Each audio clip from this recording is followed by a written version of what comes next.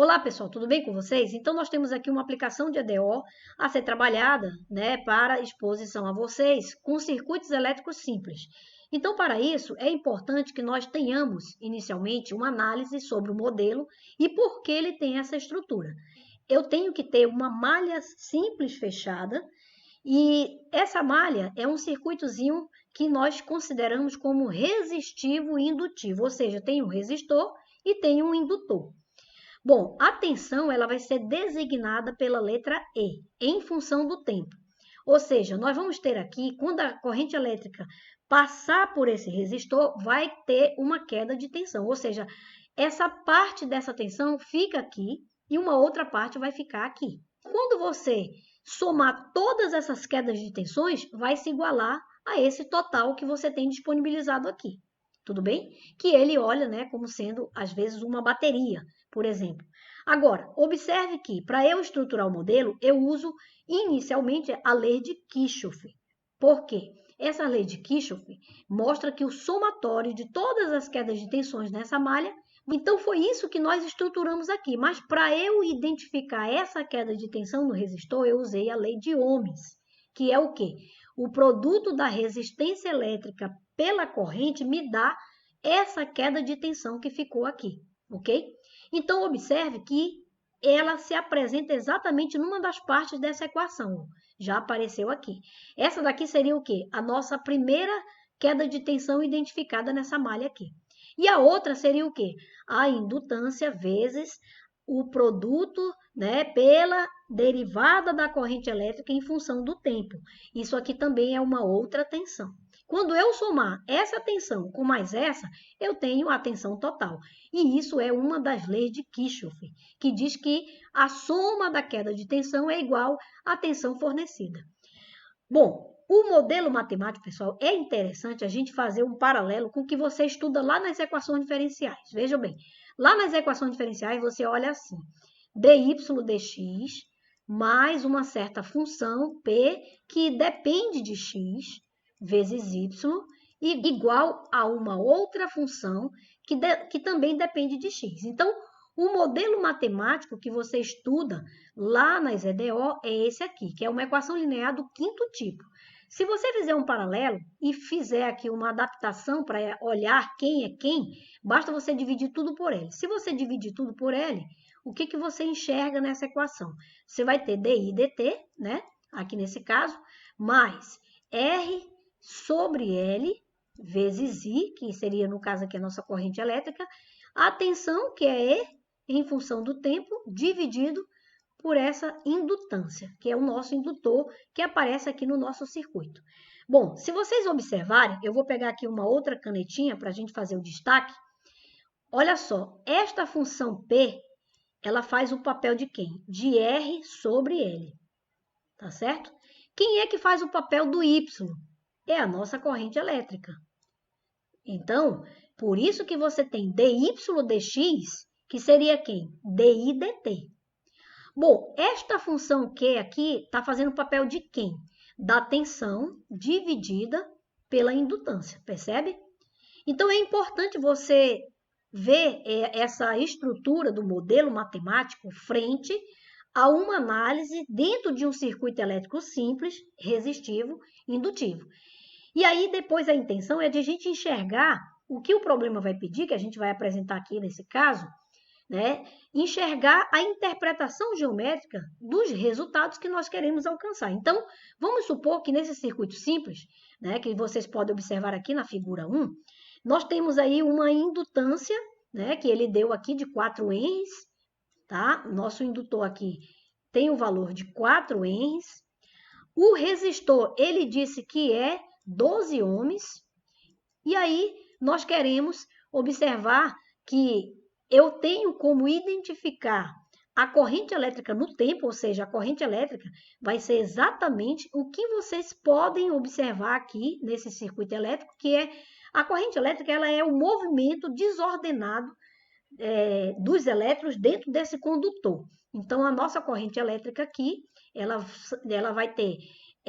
vai passar, na verdade, pelo resistor e vai causar uma queda de tensão, assim também como nós teremos aqui, né, a indutância vezes a derivada dessa corrente elétrica em função de dt, ou seja, no tempo. Então, a corrente elétrica depende de quem? Do tempo, tá? Então, o que a gente precisa? Ele quer que eu identifique a corrente elétrica em função do tempo. Eu quero identificar a corrente depois de 1 segundo e o valor limite dessa corrente. Então, como é que eu vou calcular isso?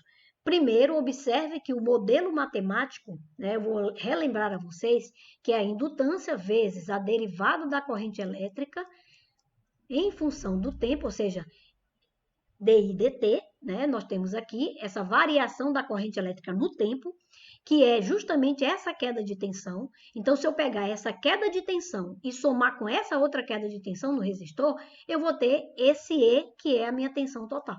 Então, aqui eu teria aqui a resistência vezes o valor da corrente elétrica, que é a lei de Ohms.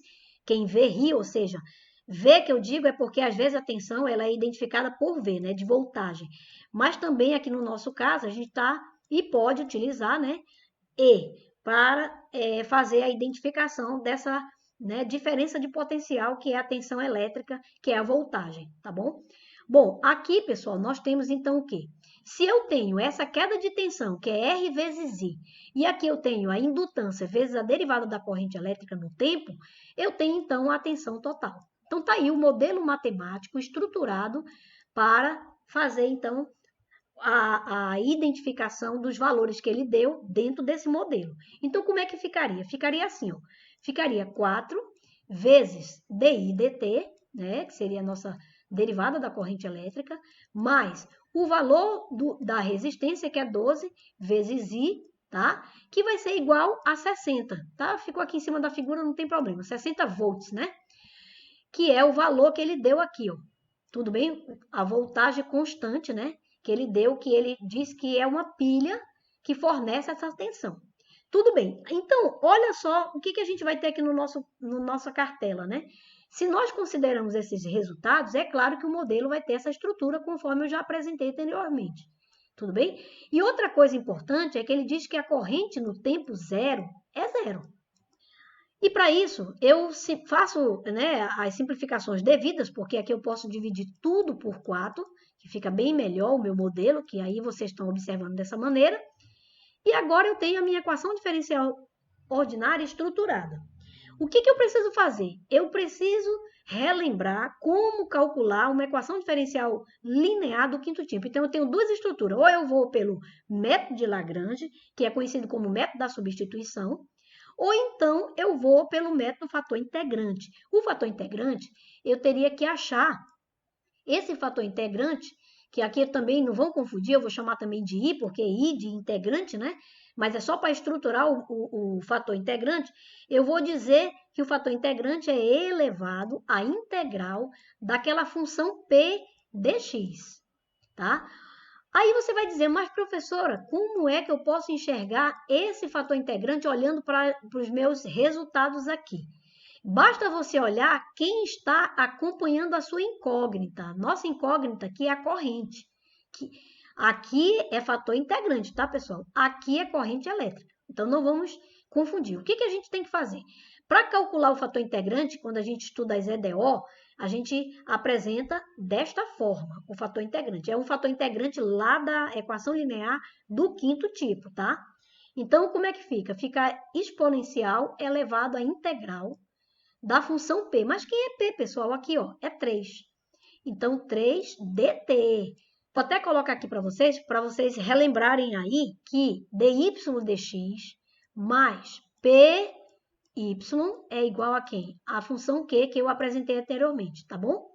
Então, a nossa incógnita aqui, no caso, é y, né, em função de x. Só que aqui não, aqui é corrente em função de t, tudo bem? Então, por isso, pessoal, aqui ficou integral de 3 dt. Então, como é e quem é esse fator integrante? É elevado a 3t. Então, esse vai ser o meu fator integrante, tá? Resolvendo essa integral. Mas também observe que ele tem outro método que a gente poderia aplicar, que seria conhecido como método de Lagrange ou método da substituição. Então, vamos lá pelo fator integrante. O que eu faço? Eu multiplico o fator integrante por toda a minha equação. Quando eu faço isso, veja que apareceu aqui, ó, e elevado a 3t, e elevado a 3t, e elevado a 3t. Em todas as parcelas dessa equação aparece o fator integrante, porque esse é o procedimento, tá? Então, eu multiplico todo o fator integrante pela minha equação. O que eu vou achar? Observem aqui na próxima cartela, né? O que a gente tem? Quando eu multiplico, né, pelo fator integrante, conforme eu apresentei aqui a vocês, o que acontece, pessoal? Se você pegar este resultado, depois que você multiplica pelo fator integrante no primeiro membro, você vai perceber que, na verdade, isso é a derivada entre duas funções. Quais são essas funções? O fator integrante, que é elevado a 3t, vezes a sua incógnita, que no caso faz o papel da corrente elétrica. Então, por isso, você reduz todas essas parcelas a essa derivada, tá certo? Ou seja, vamos lá. Isso aqui seria quem, pessoal? Já que a corrente depende de t, então isso é a derivada do produto.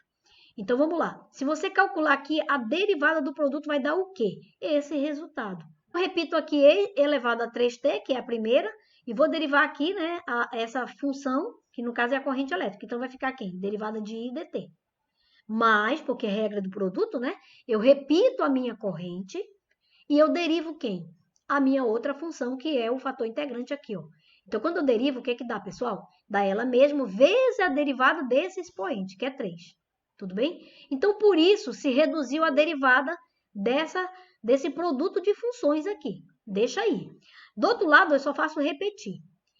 O que acontece? Como desse lado eu tenho a derivada, eu vou integrar ambos os membros. Quando eu passo a integral desse lado e passo a integral desse lado, já que eu coloco a constante para fora, dt, eu adiciono, né, aqui é dt, eu adiciono uma constante, porque eu estou numa integral indefinida, só que no primeiro membro, a integral da derivada dá a própria função. Então, olha lá, sobrou aqui e elevado a 3t vezes i. Resolvendo aqui, 5 vezes e elevado a 3t. Ou seja, eu tenho aí 15 vezes o quê?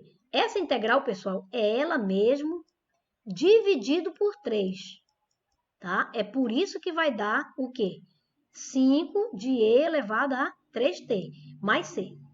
E aí, pessoal, é claro que quando eu isolar a minha corrente elétrica aqui, eu vou ter o quê?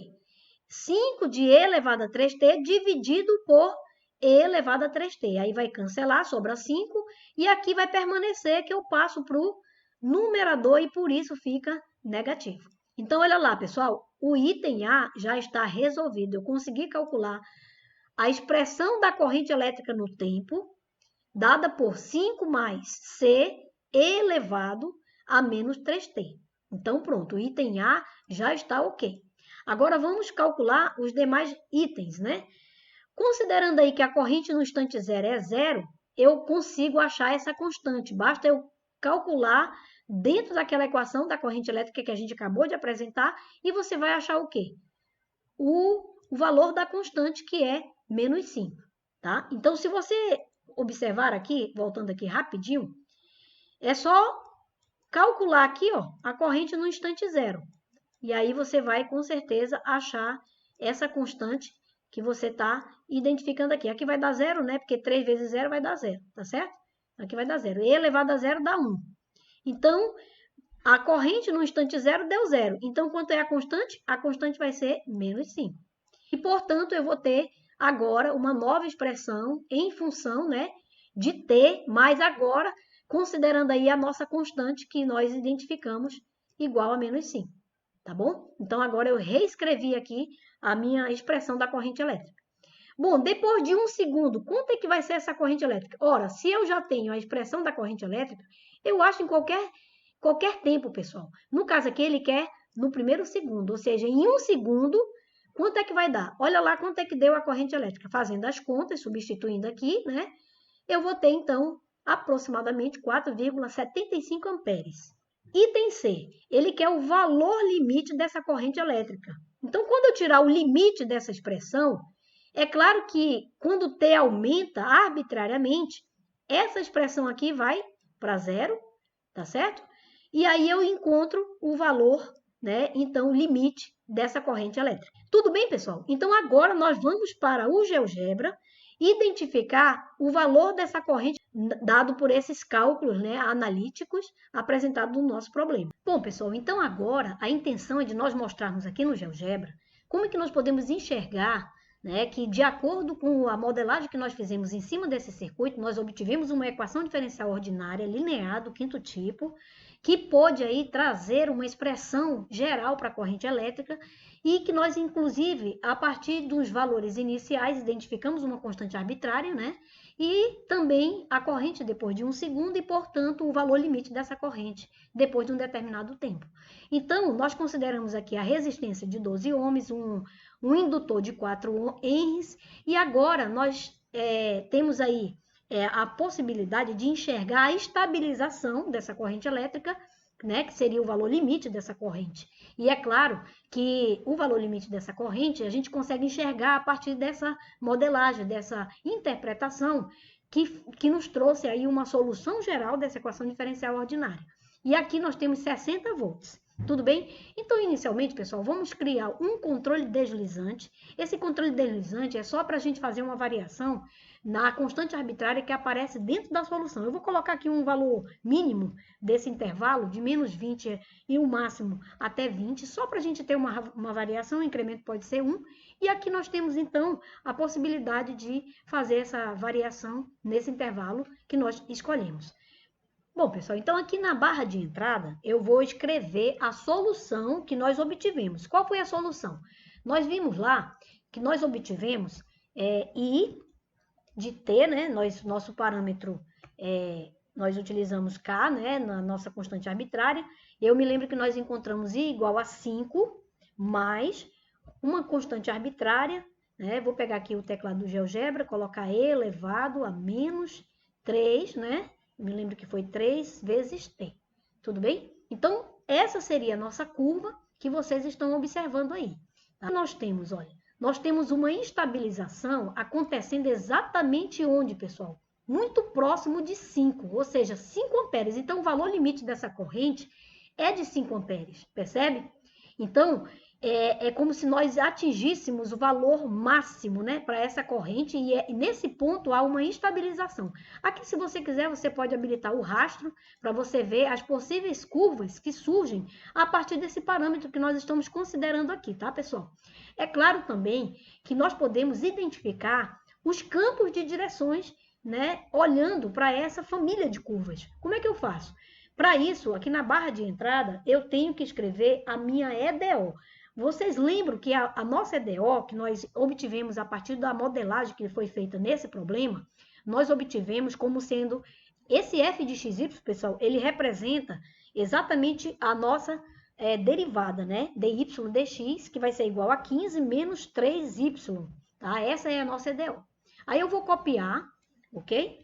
E aqui, na nossa barra de entrada, eu escrevo campos de direções para nós identificarmos esses campos de direções. Então, aqui eu vou colocar a minha EDO e aí, naturalmente, esses campos são identificados conforme vocês podem observar que exatamente neste ponto, tá, nós temos aí uma estabilização, ou seja, o valor limite da corrente. Por isso que quando no primeiro segundo que nós calculamos, nós obtivemos 4,75, muito próximo de 5 amperes. Tudo bem? Então, aqui nós temos também a possibilidade de perceber esses campos de direções que mostram os campos tangenciando exatamente nesse ponto específico essa curva, né? Para um valor que foi estruturado segundo a petição do problema, nós conseguimos enxergar pelo GeoGebra que, de fato, esse fenômeno acontece, considerando aí, né, um resistor de 12 ohms, um indutor de 4 henries e uma tensão de 60 volts, ok? Num circuito, claro, simples, né? De malha fechada, resistivo e indutivo. Beleza, pessoal? Então, era isso. Eu agradeço aí a vocês, um grande abraço, tudo de bom e até a nossa próxima videoaula.